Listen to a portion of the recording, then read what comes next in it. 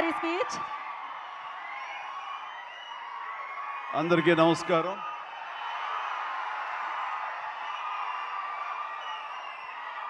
మా అభిమానుల్లో ఆనాటి నుంచి ఈనాటి వరకు క్రమశిక్షణ ఏమీ మారలేదు. అదే క్రమశిక్షణ, అదే ఉత్సాహం. మాట్లాడేవాళ్ళు ఏం మాట్లాడతారు ఇందామంటే కూడా వినపడని అంత గొడవ చేస్తున్నారు మీరు. మీ ఉత్సాహానికి, మీ ప్రోత్సాహానికి మరొకసారి అందరికీ పేరు పేరున నా అభిమానులకు నేను స్వాగతం పలుకుతూ, మీ ఉత్సాహం మమ్మల్ని ఇంత వాణి చేసింది, మా రామ్ చరణ్ ఇంత వాణి చేసింది.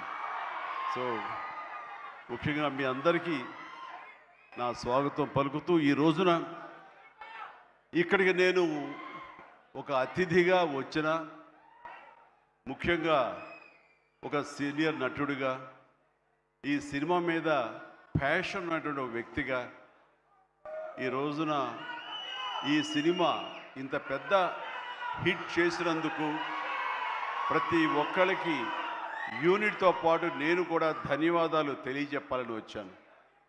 ఇలాంటి సినిమాలు రావాలి, పరిశ్రమ సుభిక్షంగా ఉండాలి, కళకళలాడుతూ ఉండాలి. దానికోసం ఈ సినిమాని ఇంత పెద్ద హిట్ చేసినటువంటి ఈ సినిమా ఇంత విజయం సాధించినందుకు దోహదపడినటువంటి ప్రతి ఒక్కళ్ళకి నేను కూడా బాధ్యతగా నా హృదయపూర్వక ధన్యవాదాలు చెప్పుకోవాల్సిన సమయం ఇది. అండ్ ఈ రోజున ముఖ్యంగా చెప్పాల్సి వస్తే, నేను ఈ సినిమా చూసినప్పుడు ఒక భావోద్వేగానికి లోనయ్యాను. చాలా అరుదైన సినిమాలు కొన్ని ఆ రకమైన ఫీలింగ్ ఇస్తాయి. ఆ సినిమాలో నేను ఒక క్యారెక్టర్ని, ఒక ట్రైబల్స్ యొక్క జీవన విధానాన్ని, వాళ్ళ ఆవేదాన్ని, వాళ్ళ బాధని, వాళ్ళ పోరాటాన్ని ఇన్ని చూడగలిగానే తప్ప ఇదో సినిమా బాగా చేశారు, బాగా యాక్ట్ చేశారు, అద్భుతంగా చిత్రీకరించారు డైరెక్టరు, ప్రొడ్యూసర్ బాగా రిచ్గా చేశారు అన్న భావం పోయింది. కేవలం ఒక ట్రాన్స్లోకి వెళ్ళినటువంటి భావం కలిగింది. ఎన్నో చోట్ల నేను కూడా క్యారెక్టర్తో పాటు క్యారియర్ అయిపోయి ఒక ఉద్వేగానికి లోనయ్యాను. వాళ్ళతో క్యారెక్టర్తో పాటు నేను ఆ బాధను అనుభవించాను. వాళ్ళ పోరాటంలో నేను ఒకనయ్యి ఈ సినిమాలో ట్రావెల్ చేశాను చూస్తున్నంతసేపు.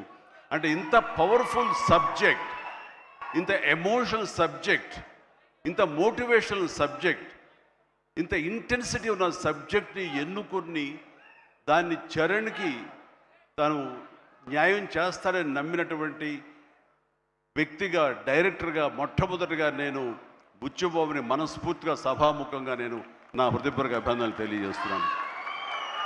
ముఖ్యంగా గాడ్ బ్లెస్.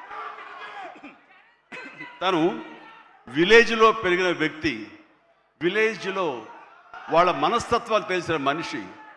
అందుకని ఈ కథ ఒక మట్టి కథ, మట్టి మనుషుల కథ. వాళ్ళ యొక్క ఎమోషన్, భావోద్వేగాలని తను పూర్తిగా నమ్మి అవపోసన పట్టిన వాడు కాబట్టి దాన్ని ఇంత అత్యద్భుతంగా ఈ తెర మీదకి ఎక్కించగలిగాడు, మనల్ని ఇన్వాల్వ్ చేయగలిగాడు. అందులో నాలాంటి వాడు సైతం సినిమాని డిసెక్ట్ చేస్తూ చూస్తుంటారే ఆ భావం పోయింది. సినిమాలు ఇన్వాల్వ్ అయిపోయాను అనమాట. దానికి ప్రధానంగా దీన్ని ఆ ట్రావెల్ చేయడానికి దోహదపడటానికి ఒక గట్స్ కావాలి, ఒక కన్విక్షన్ కావాలి. దానికోసం మన అన్ని రకాలుగా ఈ సినిమాకి న్యాయం చేస్తుంటే కథకుడుగా అవని, డైరెక్టర్గా కానీ బుచ్చిబాబు 100% న్యాయం చేశాడు. అండ్ ఇలాంటి బుచ్చిబాబు లాంటి శిష్యుల్ని చేరదీసి వాళ్ళలో ఉండేటటువంటి టాలెంట్ని సానబట్టి ఈ సానా బుచ్చిబాబుని మన అందరికీ గిఫ్ట్గా వదిలిన మా సుకుమార్ మాస్టర్ గారిని మనస్ఫూర్తిగా నేను అభినందించకుండా ఉండలేకపోతున్నాను. నిజంగా ఇలాంటి మట్టిలో మాణిక్యాల్ని వెలికి తీసేటువంటి ఒక దార్శనికుడు, ఒక ఫ్యూచర్లో ఇలాంటి వాళ్ళు ఇండస్ట్రీకి రావాలి అంటూ అలాంటి వాళ్ళకి అవకాశం కల్పించేటువంటి సుకుమార్ని నేను ఈ సందర్భంగా మనస్ఫూర్తిగా నేను అభినందించాల్సింది ఉంది. Thank you Sukumar.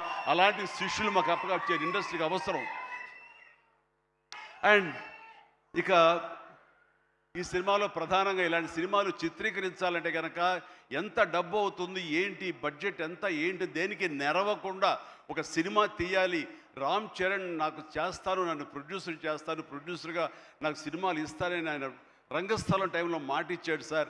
దాన్ని నిలబెట్టుకుంటూ మళ్ళీ నాకు ఈ అవకాశం కల్పించాడు. కాబట్టి రామ్ చరణ్ గారు నా మీద పెట్టుకున్న నమ్మకానికి నేను దీన్ని ఎంతైనా సరే డైరెక్టర్ యొక్క విజన్ మేరకు దీన్ని నేను ప్రజల ప్రేక్షకుల యొక్క దీన్ని మనల్ని పొందేందుకుగా నేను సర్వశక్తులు వడ్డీ నేను మొత్తం ధారపోసి సినిమాను అత్యద్భుతంగా తీస్తానని ఆ గట్స్ ఉన్నటువంటి నిర్మాత సతీష్ కిల్లారు, ఆయనకి మనస్ఫూర్తిగా నేను అభినందించాలి. ఎందుకంటే దీంట్లో ఎన్నో కష్టాలు వస్తాయి, ఎన్నో బాధలు వస్తాయి. ఫైనాన్షియల్గా వయబుల్ అవ్వచ్చు, కాకపోవచ్చు, డబ్బులు మిగలచ్చు, మిగలకపోవచ్చు, లాభాలు రావచ్చు, రాకపోవచ్చు, ఏమి కాదు. ఒక అత్యద్భుతమైన కథ.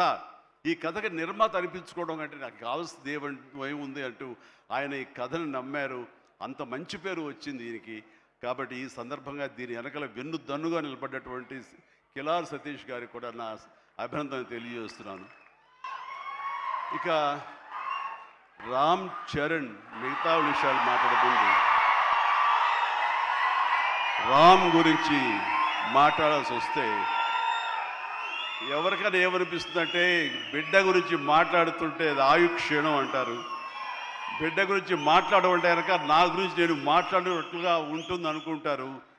అవన్నీ పక్కన పెడితే ఒక తోటి నటుడుగా ఈ ఇండస్ట్రీలో ఒక సీనియర్ యాక్టర్గా ఇలాంటి ఇంటెన్సిటీ, ఇలాంటి ఇన్వాల్వ్మెంట్ తోటి, ఇంత హై యాక్షన్ తోటి, డ్యాన్సులతోటి, ఎమోషనల్ సీన్స్ తోటి అన్ని రకాలుగా, అంటే ఒక ఆర్టిస్ట్కి ఎన్ని రకాల కోణాలు ఉండాలి, అన్ని కోణాలను పరిపక్వత సాధించి దాన్ని 100% బియాండ్ 100% తెర మీద చూపించేటువంటి చరణ్ నేను మనస్ఫూర్తిగా అభినందిస్తున్నాను.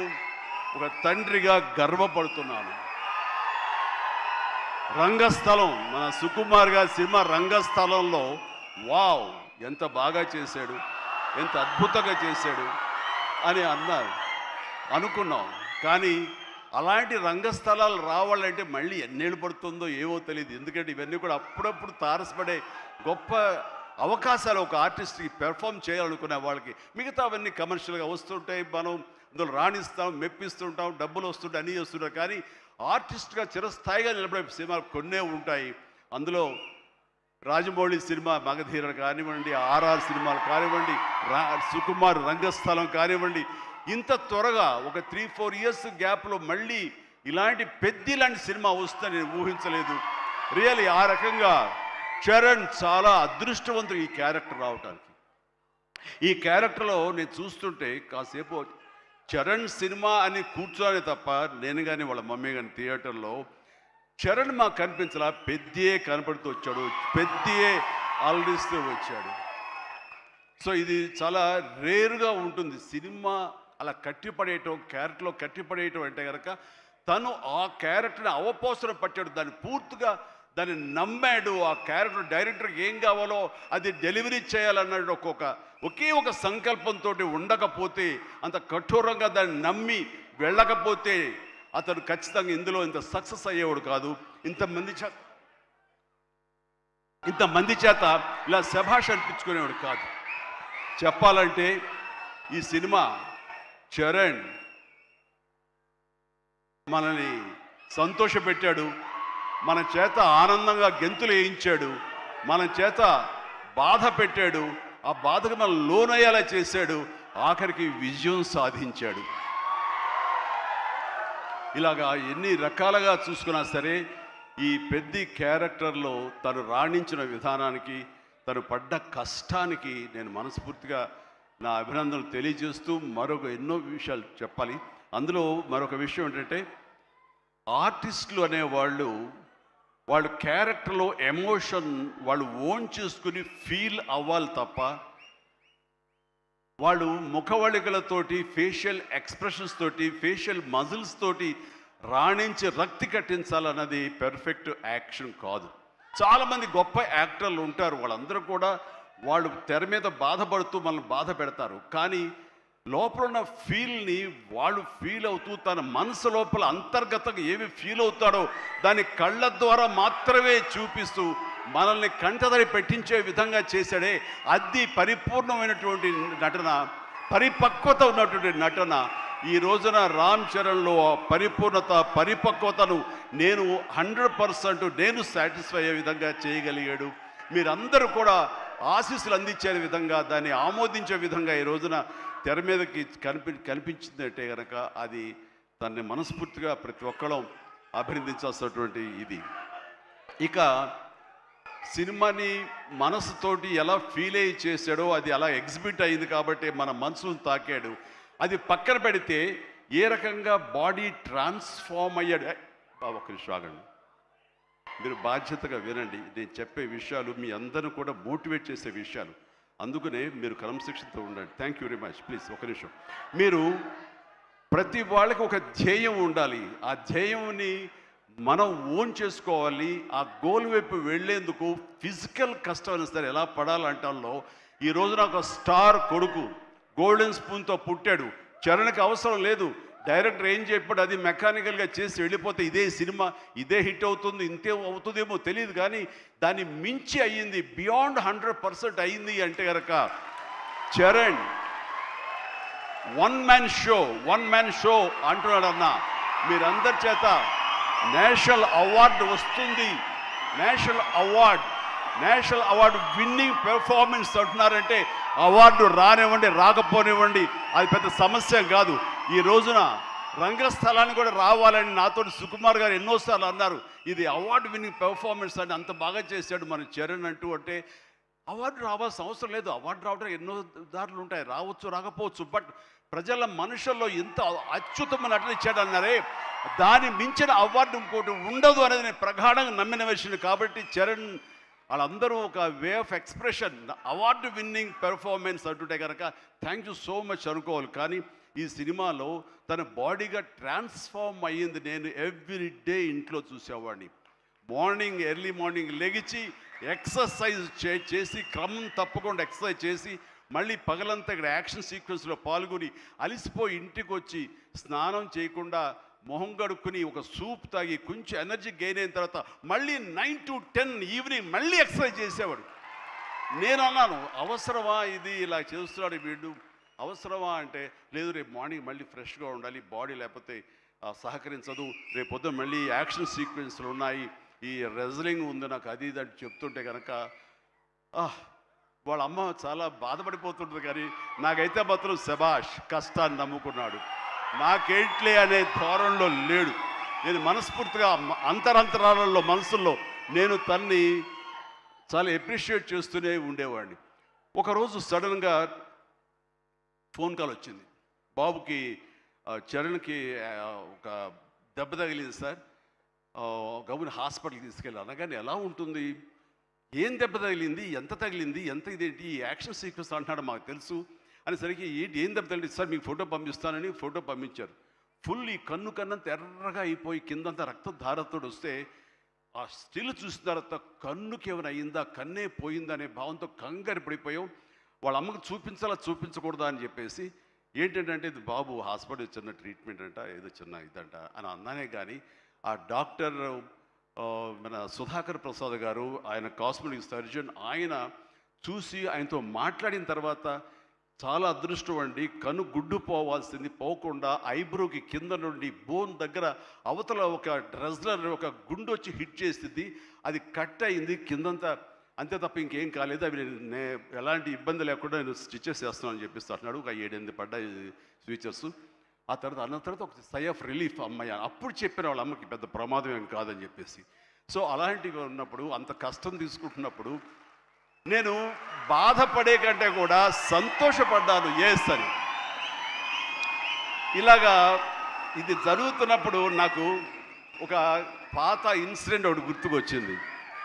గూండా సినిమా, అది 1983 ఎండ్లో అనుకుంటా, బహుశా నాకు ఇంకా అప్పుడు చరణ్ పుట్టలేదు, మరి కడుపులో పడ్డాడేమో తెలియదు నాకు, ఆ సినిమా టైమింగ్ అది తెలీదు. ఆ సినిమాలో ఒక ట్రైన్ కింద నేను హ్యాంగ్ అవుతూ ఆ రాడ్ పట్టుకుని క్రాల్ అవుతూ పాకుతూ వెళుతూ ఉంటే రన్నింగ్ ట్రైన్లో ఒక 30-35 కిలోమీటర్ స్పీడ్లో వెళ్తుంటే కెమెరాలు 4 పక్కల ఫిక్స్ చేసేసారు.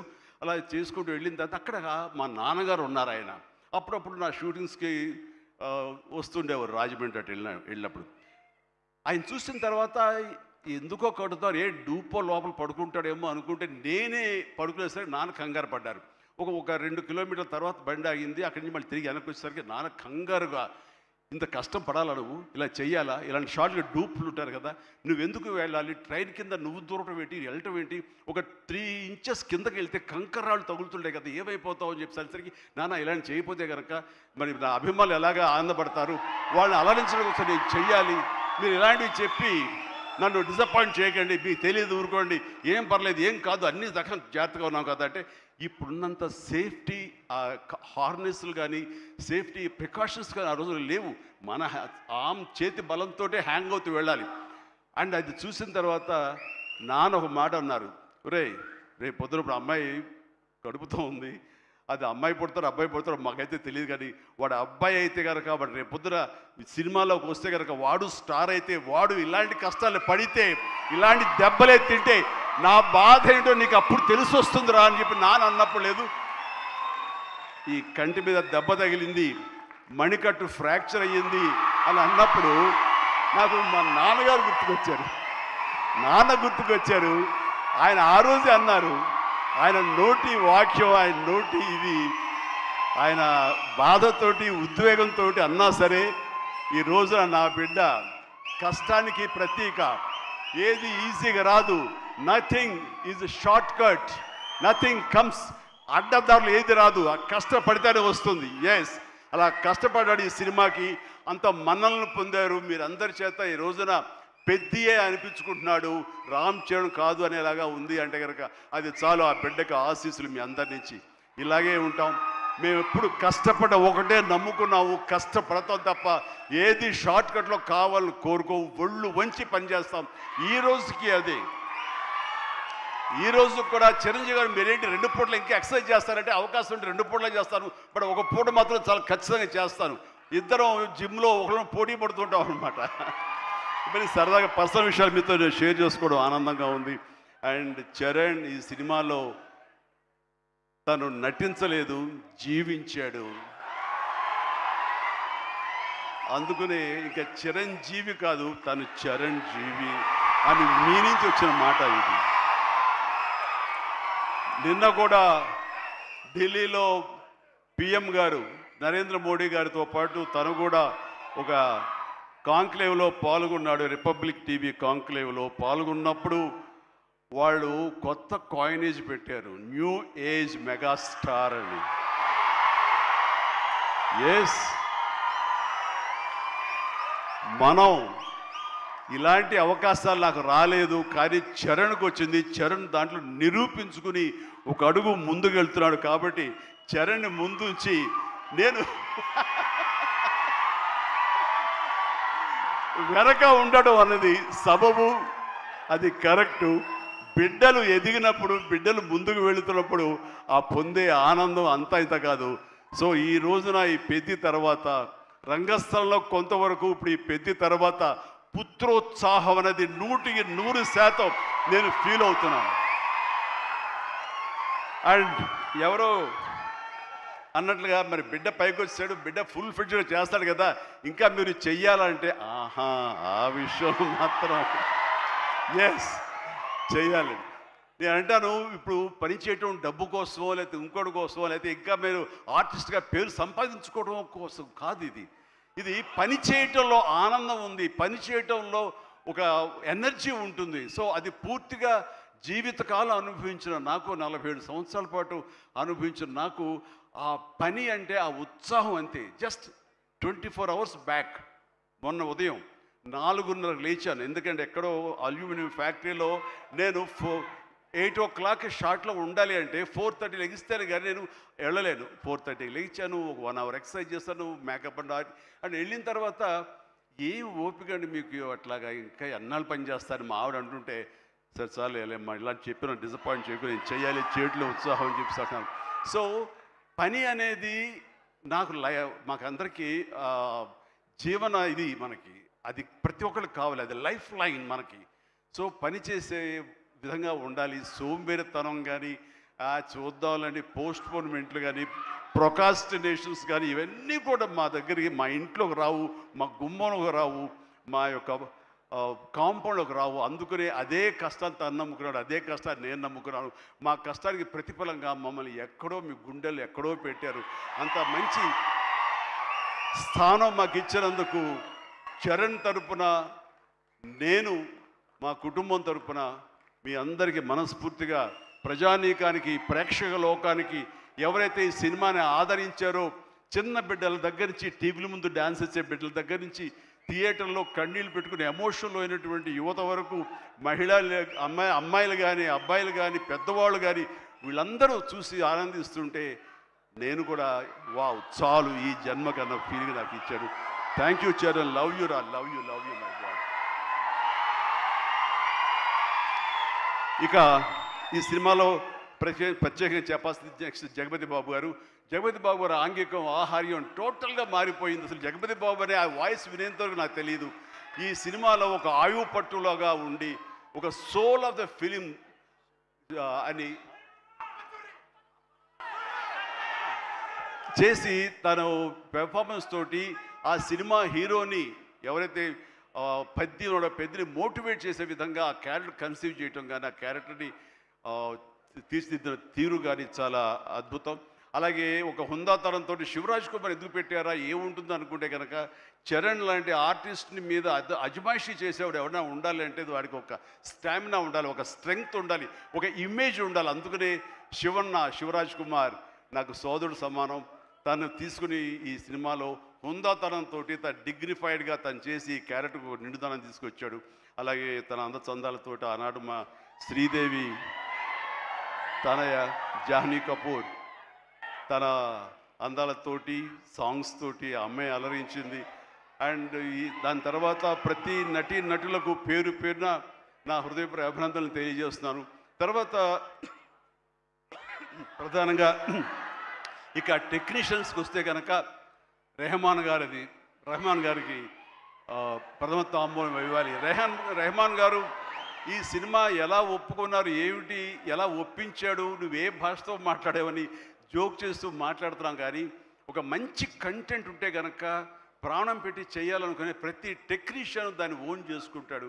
ఆ రకంగా ఈ కథని పెద్దని ఓన్ చేసుకుని దానికి ప్రాణ ప్రతిష్ఠ చేసినటువంటి రెహమాన్, దాని సాంగ్స్ ఇచ్చి మేము అందరి చేత ఉత్సాహంగా కేరింతలు పెట్టే విధంగా, ఉత్సాహం డ్యాన్స్ ఇచ్చే విధంగా చేసినటువంటి రెహమాన్ గారికి కూడా సభాముఖంగా నా హృదయపూర్వక అభినందనలు తెలియజేస్తున్నాను. అండ్ ర్యాండీ రత్నవేలు గారు మన సినిమాలు పనిచేశారు, మా 150కి. అలాగే చరణ్తో కూడా కపుల్ ఆఫ్ మూవీస్ చేశారు. ఆయన టోటల్గా ఇంకొక పెద్ద లోకాన్ని చూపించాడు. ఆయన పెద్ద లోకాన్ని అంటే ఎక్కడ కూడా అది మన హైదరాబాద్ పరిసర ప్రాంతాల్లోనూ మహా అయితే కొంచెం శ్రీలంక దాకా వెళ్ళారు. శ్రీలంకలో ఎక్కడ చేశారు. కానీ అది టోటల్గా గతంలో ఎప్పుడు చూడని విజువల్స్, ఆ రకంగా విజువల్ వండర్ క్రియేట్ చేసిన రత్నవేలును కూడా మనస్ఫూర్తిగా నేను అభినందిస్తాను. అలాగే ఆర్ట్ డైరెక్టర్స్ కానివ్వండి, ప్రొడక్షన్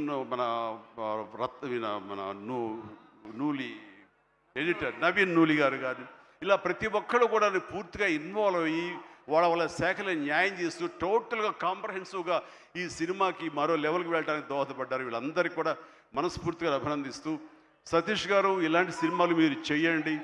అండ్ ఈ సినిమాలు డెఫినెట్గా ఆదరిస్తారు ఒక న్యూ వేవ్ థాట్ తోటి. అండ్ బుచ్చి మళ్ళీ ఒకసారి చెప్తున్నాను, ఇలాంటి అవకాశాలు, ఇలాంటి థాట్స్ వస్తే మాత్రం డెఫినెట్గా నువ్వు చెయ్యాలి మీ గురువుగారు ఆశీస్సులతోటి. అండ్ మనస్ఫూర్తిగా అభినందిస్తూ నాకు ఈ అవకాశం ఇచ్చినందుకు thank you so much. Thank you and excellent. Bye everyone, good night and take care. జాగ్రత్తగా వెళ్ళండి. అమ్మా నాన్నలు మీకోసం ఎదురు చూస్తుంటారు. సంతోషంగా ఇంటికి వెళ్ళండి. Bye, good night.